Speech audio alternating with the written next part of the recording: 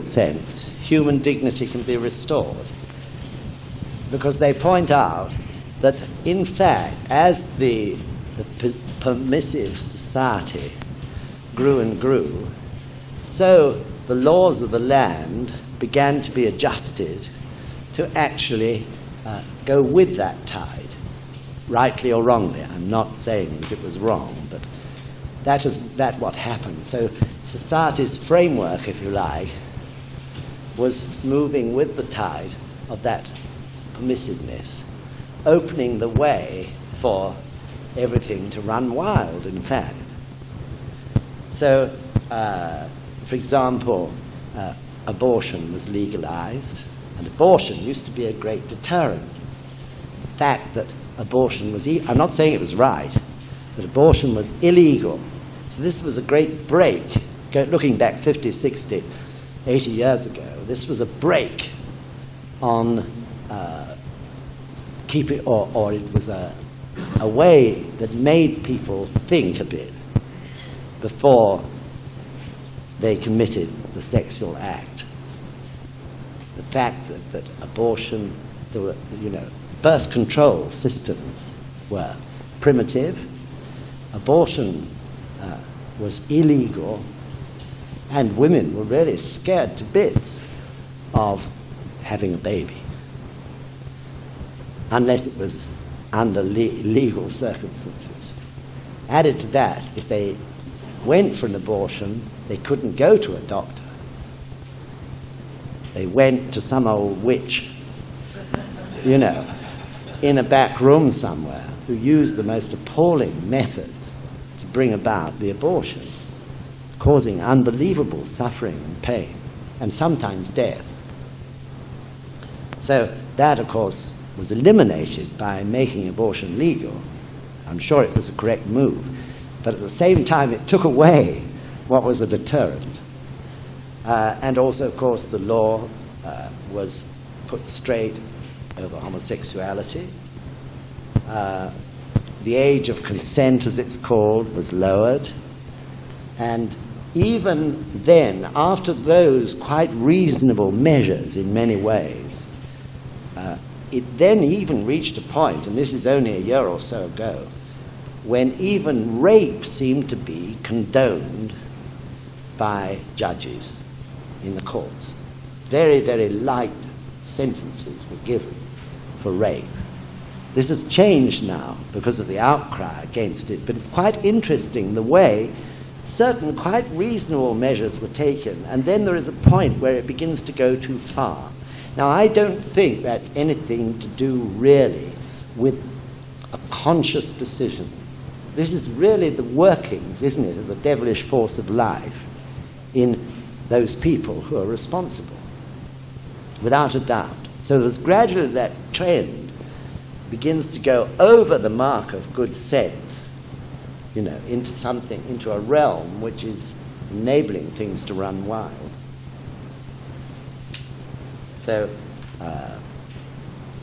many examples, of course, in history of the same sort of thing happening. And if you go back to the Bible, the prophets, were exhorting the children of Israel not to get involved with pagan religions. All the story of Sodom and Gomorrah and all that. 300 or 400 years ago, in the time of the Protectorate under Oliver Cromwell, this was a Puritan movement, religious movement, a Puritan movement, to try to stop the slide towards total immorality. It's interesting if you think about Hitler and the Nazi regime. To begin with, that was quite strict in some ways about moral issues, because their whole story was to create this great Aryan race of people who were, almost superhuman and would, rule the world. To begin with, therefore, on the surface, it seemed they were being strict.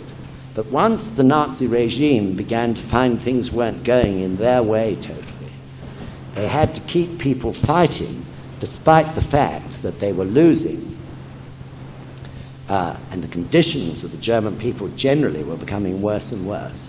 Then, in a subtle way, through the propaganda machine and all the rest of it, those restrictions on people began to fall away.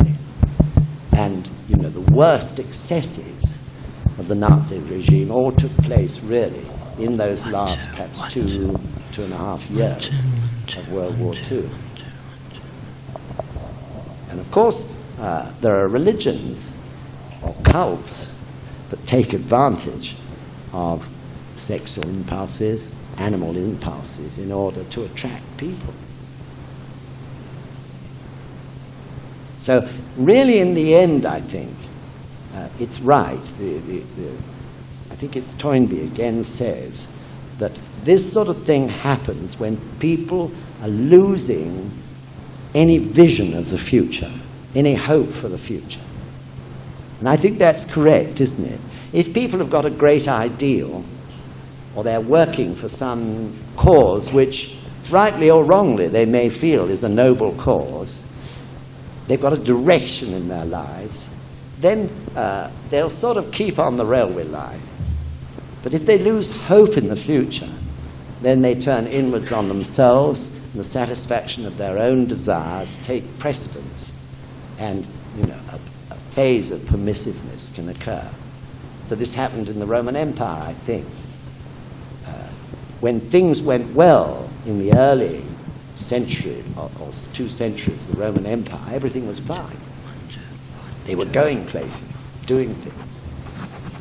But once things began to get difficult for it, then gradually that driving force of their goal, in a broad sense, disappeared. And gradually they had to keep the soldiers there. They had enormous armies. They began to take away the restrictions. Gradually the moral code was undermined in order to attract people to continue to support the regime. Until finally, of course, not only people but also the rulers of the state became more and more decadent until it finally collapsed. The whole moral fiber had disintegrated. And in a way, this applies to some extent to us in this country.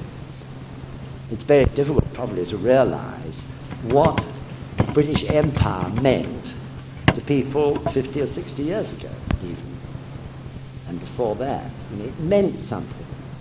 There was this idea that through the British system of democracy and justice and all that, we could bring peace and security to people everywhere. So this was an aim. Even a person working in a humdrum job in this country still was very aware of the existence of this great empire and the fact that the British people had this great goal, rightly or wrongly. Correct understanding or incorrect understanding, that's what they thought. So once that disappeared, the reason for the British people's existence in the world became unclear. What is the goal of the British people? We didn't have one. Everything had collapsed. Everything that people believed in. 60 or 70 years ago, when I was a boy, you know, people were brought up to believe in all this.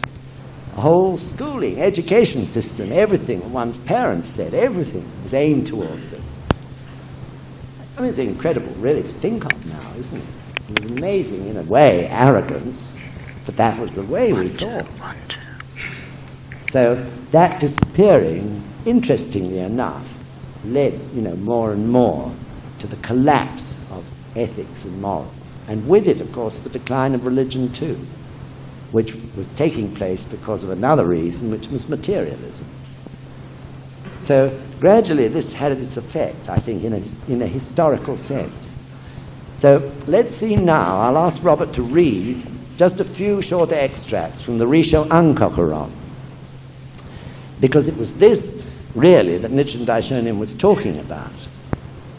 What he was saying was that if, due to the way of life, or due to incorrect religions, the life force of the people is sapped, then that will bring about its effect in terms of eshofuni on their environment. And of course, the way he put it in the language of those days was that the Buddhist gods left the land, the protective forces. So we feed the Buddhist gods. Mm-hmm. I'm sure you've heard me say this before many times, but I'm going to say it again. In the first prayer of Gongyo is such an important prayer. Because that is when we concentrate our whole life on the protective forces of the universe. We only mention Bonten Taishaku, the sun, the moon, and the stars, as representatives, but actually we're concerned, or should be concerned, with all the protective forces of the universe, both those working within us and outside us. We're concentrating our lives on them. Why? What we're determined, or should be determined to do, is once again that day to feed our life force to those forces. If our life force is non-existent, is not flowing actively, we can't feed those forces. They will be as negative as we are. Do you follow? It's eshofuni again, isn't it? The inseparability of ourselves and our environment. If our lives are vibrant and full of life force and go in a positive, very positive sense, then we shall feed the power of that positive force to the Shoten Zenji. This is an important prayer. We protect ourselves. We create that protection through the power of our own life force. So, of course, that applies to one person, but it can also apply to a whole nation. So the life force of the people of Japan was being sapped through the teachings of the fastest growing religion of that day, which was the Nembutsu, which preached that you couldn't do anything about the sufferings of this life. You just got to grin and bear it. But if you chanted if you chanted Namamida Butsu, then you'd go to the pure land in the west, a sort of paradise, after you died. That was the teaching. And of course it played perfectly on the people's stage. They didn't know how they could cope with the system, with the disasters that were going on in Japan at that time. So they couldn't see how they, as puny human beings, could affect it. But of course, in fact, it was because they'd lost their life force that the natural disasters occurred one after another. So Mr. Toda, I'm always repeating it because it's so meaningful to me. He said, I feel when I'm doing that first prayer, at the end of it, I turn to the Gohonzon. I feel that all those Buddhist gods are rushing in to line up on either side of me and join me in the ceremony of Gongyo. Such a beautiful image. But we should understand this ourselves and try to see what it was Mr. Toda was saying. He was right. That was an image for him. But he was right, wasn't he, that all those forces of the universe were working with you for the rest of that day. So in the first prayer, you thank them, you express your gratitude for that protection. Then you should be providing them with the positive power to do it again today. Okay, so with that background, we'll just remind ourselves of these few paragraphs. So this is page 7 of Risho and Kokuron. Not a single person in the entire population will possess a heart of goodness. There will be nothing but binding and enslaving, killing and injuring, anger and contention. Men will slander each other or fawn upon one another, and the laws will be twisted until even the innocent are made to suffer. Marauders from many other regions will invade and plunder the nation. The people will suffer all manner of pain and affliction, and there will be no place where one may live in safety. The Daijuka Sutra says, when the principles of Buddhism truly become obscured and lost, then people will all let their beards, hair, and fingernails grow long, and the laws of the world will be forgotten and ignored.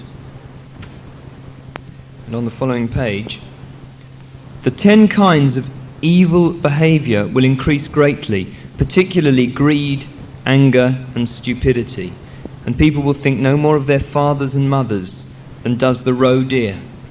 Living beings will decline in numbers, in longevity, physical power and enjoyment. They will become estranged from the pleasures of human and heavenly existence, and all will fall into the evil states of existence. The wicked rulers and monks who perform these 10 kinds of evil behaviour will destroy the true law of the Buddha and make it impossible for sentient beings to be born in the human and heavenly states of existence. At that time, the various benevolent deities and heavenly rulers who would ordinarily take pity on living beings will abandon this nation of confusion and evil, and all will make their way to other regions. Okay, so that expresses really what we've been saying, I think. And you can see that really the solution can only lie in life force. The life force of the individual human being. And this applies in every sense, both in a general sense, it can apply to a country or a nation or the world, and also, of course, to us individually. The life force which arises from the Buddha state, with all the qualities of Buddhahood, wisdom, compassion, courage, and so on. Power, in other words, returning to our old friend, the sexual impulse, the power, the life force to be able to have sex with wisdom. That takes power, because the sexual impulse is so strong, the animal instinct, that we can overcome it with life force. The power to put on the brakes and say, should I? I'll just check for a moment with my dialogue, or whatever. Or the power, as someone was saying to me just now, during the break, has one got to go on, say, in a marriage, a lifetime relationship, constantly worrying about this matter, sort of whether you're having sex with wisdom or not? Well, of course, you don't have to worry about it all the time. But in my own experience, certainly, there may come a point in time where you've had a wonderful, everything's been going beautifully, with your sexual relationship, with that lifetime partner. But suddenly one day you may realize that something is beginning to go wrong. And I think that is when, you, each or one of you, begins to take the other for granted. You think that is going to go on forever, without making effort. And the answer is it won't. You think that this sort of way of harmony and everything else is going to go on day after day and will never change. But it's not so, because everything is always changing. So one's partner is also changing. One's partner, just like oneself, is also going through good times in terms of the inner self and difficult times. So the danger comes probably when you find that you've forgotten to chant about your partner's happiness over a period. That means that you're taking them for granted. So the Gohonzon and practice to it can be a constant reminder of these things. Somewhere or another, you'll find yourself being reminded that you've forgotten about your partner in front of the Gohonzon. So for sure, if you look around you, you'll find that things aren't actually quite like they used to be. And then it takes effort, doesn't it, to refresh everything. If you like, to go back to square one and really refresh that whole relationship. Look at the way one's behaving towards that partner and determine to change it if you find that it is beginning to slip. So you can't take anything for granted where human life is concerned. And of course, it is also subject to your karma. So as you change karma, it can lead to a change in the situation with your partner. Just as if your partner is chanting also and is changing karma. During those periods, there may be difficulties. So, no, you can't take it for granted. Yes, you do have to check every so often, but not, of course, every time you go to bed together. Of course not. It's when you feel things are slipping that you've got to be honest with yourself and challenge that situation in front of the Gonzi and see where you're failing. That's the important point. So sometimes that will happen and you won't realize it for a bit. And I'm speaking from my own experience now. So I'm sure this is why there's such a huge amount of divorce. Why, I think it's now less than actually 1 in 3. It's just sort of becoming that much worse. Divorces in 1 in 3 marriages, or a little less now statistically. It's because, this period of sexual harmony doesn't go on forever. Everything may be based on that, but it isn't the essence of a long-term relationship. Probably it comes quite down the list of priorities. It's very important, sex, but there are so many other things that are more important. So, no, you can't take anything for granted. One should be alert to keep that relationship a living, wonderful thing. So sex, as I said, should be in the state of bodhisattva. Should be the desire to give happiness to that other person. So I'm sure it's clear, isn't it, that we can't just accept society as it stands at this moment. I'm sure we all agree with that. We can all see so many different ways. I'm not now talking just about sex. We now look at things more broadly.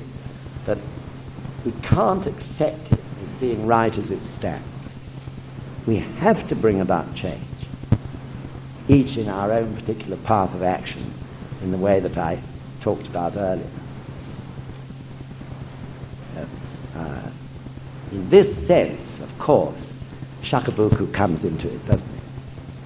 We want more and more people to be able to have the wisdom, through the power of this practice, to see those things that are unsatisfactory about our social existence, and to be able, because they practice, to summon up the power, to bring influence to bear in their particular path of life, to bring about change. So Shakabuku is crucial, and we can never cease to try to introduce more and more people to Buddhism.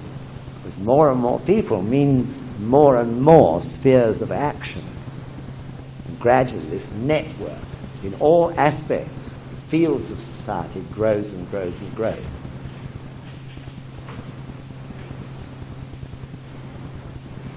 As the authors move on to the matter of materialism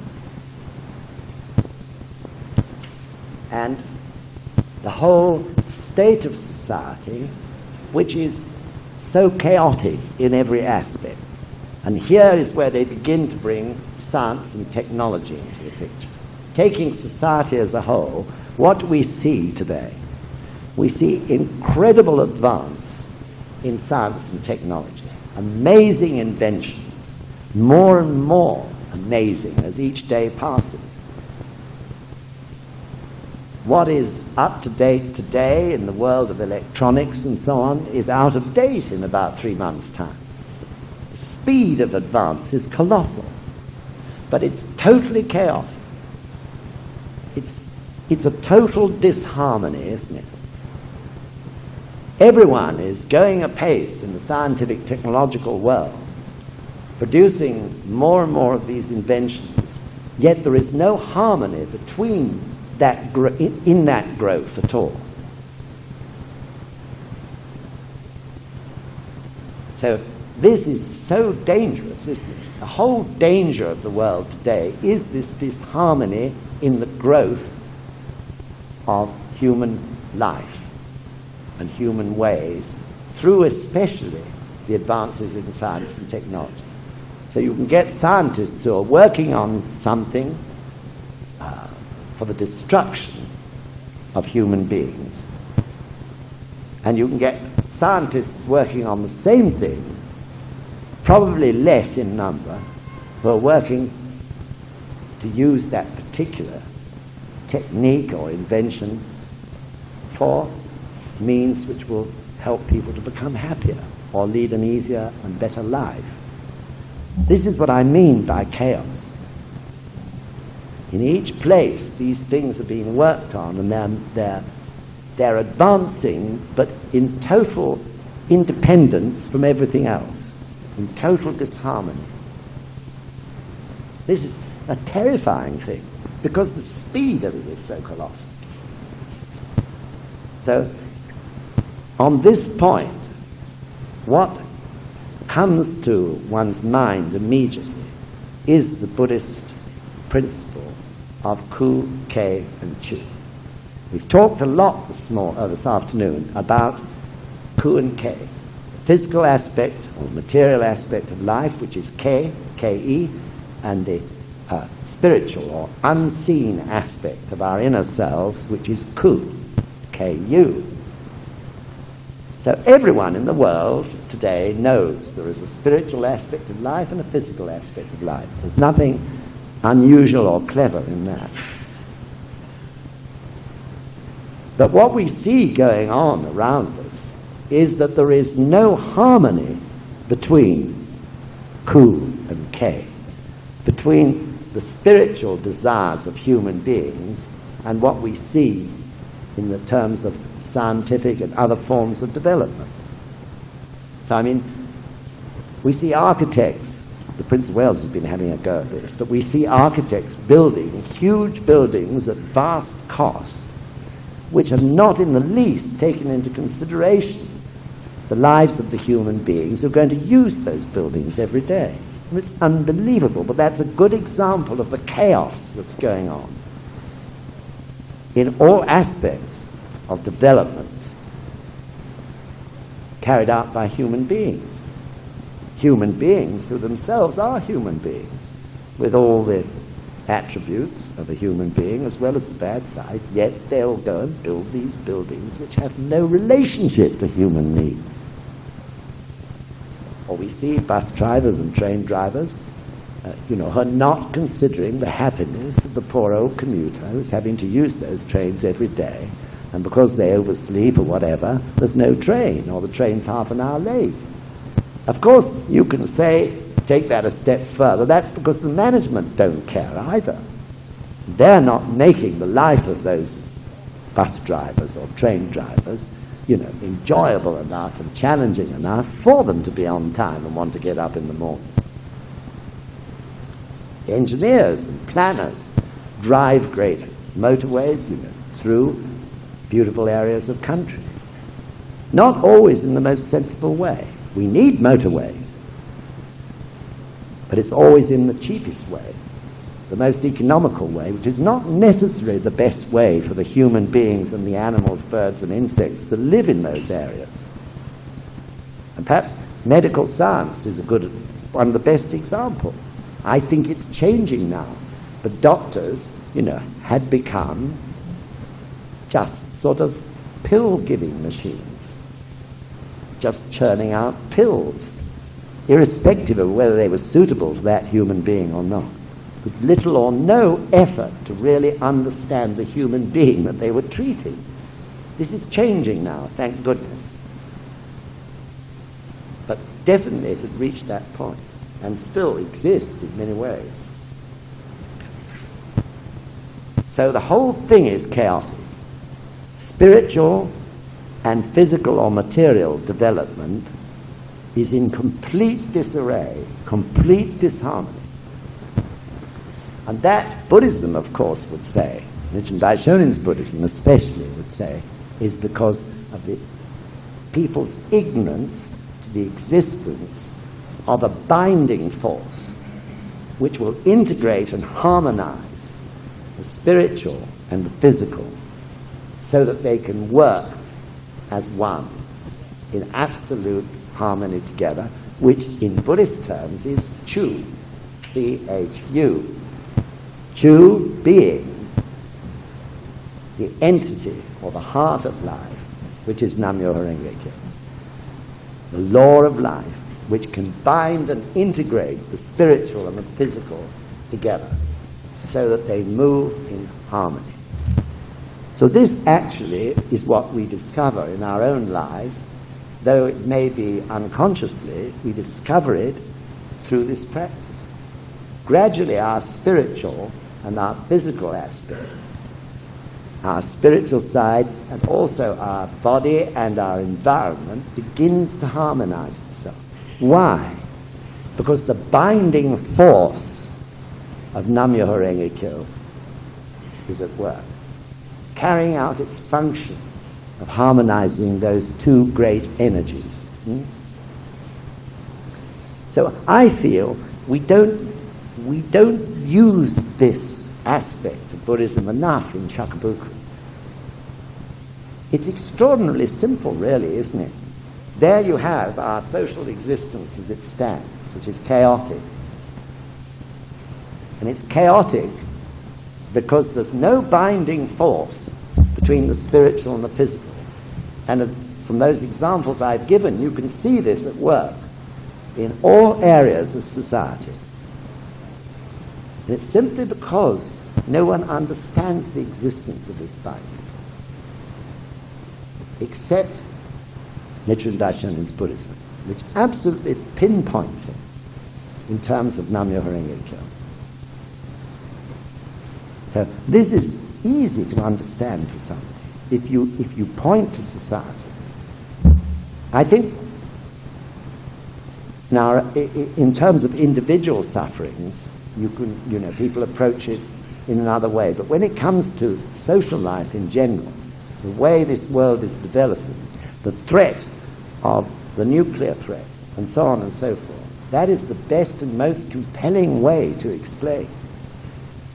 Because that is what people are totally blind to, isn't it? That there must be, surely, in existence, in life itself, which is so perfect, what is the force that can actually take those physical and spiritual energies and bring them together and make them work as one harmonious whole? And the answer, of course, is Nam-myoho Renge Kyo. So I suppose you could say the great religions have all been searching for that. But something exterior is no good, is it? It just doesn't sort of work to think that there's someone up there or down there or wherever it is who's going to send this influence to harmonize these two forces. When it comes to within one's own life, it begins to make more sense. Yes, of course, it exists in everyone, this power. Therefore, if it's activated, more and more people, it must change the world. It must change society. Don't you agree? So I think about Ku, Ke, and Chu. Think about its significance in relation to our social situation as it stands at the moment. Finally, they talk about the 9 consciousnesses, or just touch on it, not in so many words as a theory. That'll come later, towards the end of the book. But I gave you a handout, which I think you all have. I'm not going to go through it now. But please, make sure you understand it. It's not difficult to understand the 9 consciousnesses. It sounds difficult because it sounds as if we're getting a bit sort of psychological. But in fact, it's not difficult to understand. And I think that little bit of paper, if you really look at it and think about it, you can begin to see, if you don't already see, the significance of the 9 consciousnesses. In terms that a human being has got to plumb that 9th consciousness, the Buddha consciousness, the universal consciousness. He has to plumb that if everything else is going to work in a valuable, harmonious way, in all the other layers of his consciousness and subconsciousness. The key point is, how can I get to that 9th consciousness? And of course, Buddhism, in providing that theory, is also giving the answer. So with some people too, in Shakabuku, where they have that sort of a mind, the 9 consciousnesses can be very convincing. And also, I put a note at the bottom of the handout. If you like to look at the Buddhism of the Sun, there is quite a good explanation of it in there. Finally, the authors go on to talking about such matters as the supernormal. Really, it is their agreement that there can be no such thing as miracles. Everything, Buddhism would say, is explainable by cause and effect, because cause and effect, Renge, is part of the law of life, one of the bases of the law of life. So there isn't such a thing as a miracle. There isn't such a thing as, for example, the virgin birth. There is a cause and effect for everything, if we like to seek it. They talk about telepathy. Telepathy is a human ability. All of us, our ancestors, understood telepathy. That's how they communicated. Animals communicate by telepathy to this day. How about the birds flying on their migratory paths, thousands of miles? Or fish in the sea. They keep in touch with each other through telepathy, of one form or another. Whales do it by signals, rather like, what's that thing called? The submarines use. The ping. Yeah. The Australian Aboriginal still to this day uses telepathy. It's part of their natural life. When they're going in search of food, especially in the times when the weather is particularly hot and dry, they have to exist on roots, and they spread out across miles of desert, maybe 2 to 3 miles between each single person. And they communicate by telepathy. When it's time to go home in the evening, they all know, and they all head home at the same time. The signal is passed from one to another. That's enough for today. You know, let's go back and have our roast roots or whatever it is. We can do it too. Of course we can. But we've lost it because of the pressures of our so-called civilization. We've lost it. Things like science and that sort of thing, we think are much more important than telepathy. But you can use telepathy, especially if you're chanting Nam Myoho Renge Kyo. You can feel the lives of others as the years go by and you practice more and more. You can sense, you know, especially those who are close to you karmically. That's not totally unheard of. You can meet people who say that they felt, you know, the night before something was wrong with their mother, and they rang up the next day and it turned out to be true. This is telepathy too. One life communicating down the link of life to the other one. So this is a human ability, as I say. They also talk a little bit about clairvoyance, fortune telling. So there are people in this world who genuinely and sincerely want to help others to be happy. Some of those people have a natural ability to be able to read the pattern of karma of that particular person through one means or another. There are techniques such as astrology involving calculations and all that, and there are other people who do it intuitively. There are also a whole lot of other people who make money out of it, and they're not in the least interested in the happy of anybody. All they're wanting is the money.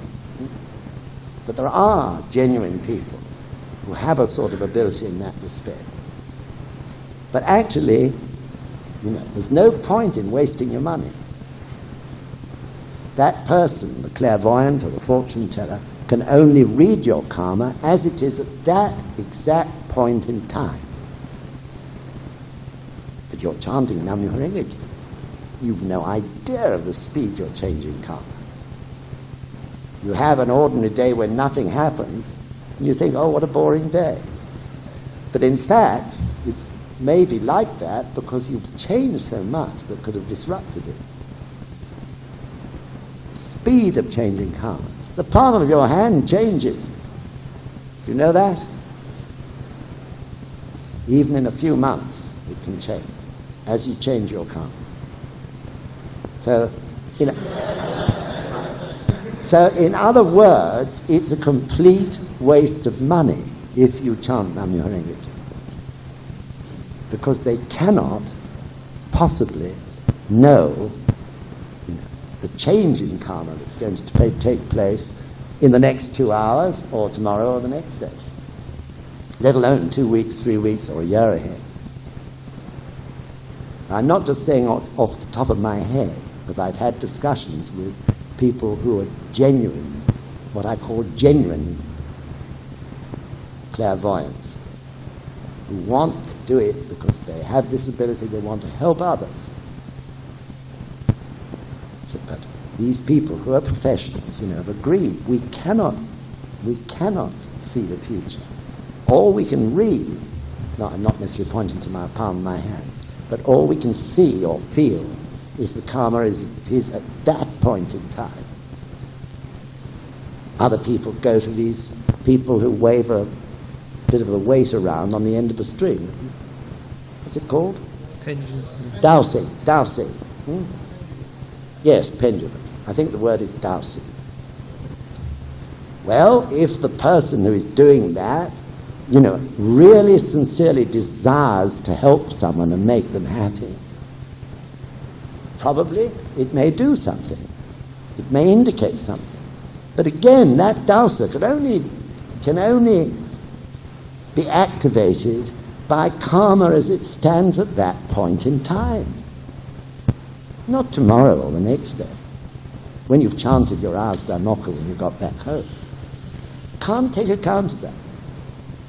So this is why, of course, in fact, to use such things or to rely on them is a form of slander. One's trust should be in the Gehonzen. The Gehonzen is one's dowser.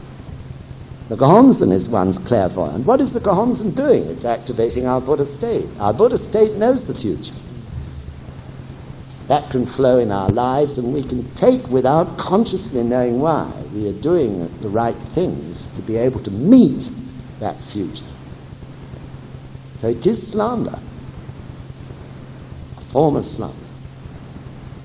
However, some people, they say sometimes, particularly young ladies, particularly susceptible to this sort of thing, and rely on it. I mean, there's nothing wrong with that. Before you find this Buddhism, people rely on all sorts of things, even the stars at the back of the Evening Standard.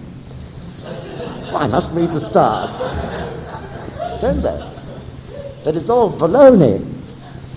And of course it can be dangerous, because if someone, like a clairvoyant, puts particular emphasis on a particular thing which is going to happen to you in the future, according to the karma as they read it there, that can influence one. It can actually arrest or delay one's human revolution, the changing of karma, because it's become lodged in your mind and is therefore affecting your actions and your thoughts. So please ponder that point. I've pondered it. I'm absolutely clear about it. But some people rely on it so much. So the subconscious, which the 9 consciousnesses explain, the workings of subconscious are so subtle. A thought provided by a fortune teller or a clairvoyant can get lodged somewhere down there in the subconscious. And really it can bring about a completely actions, thoughts and actions of profound influence to one's life. And that influence is not necessarily right.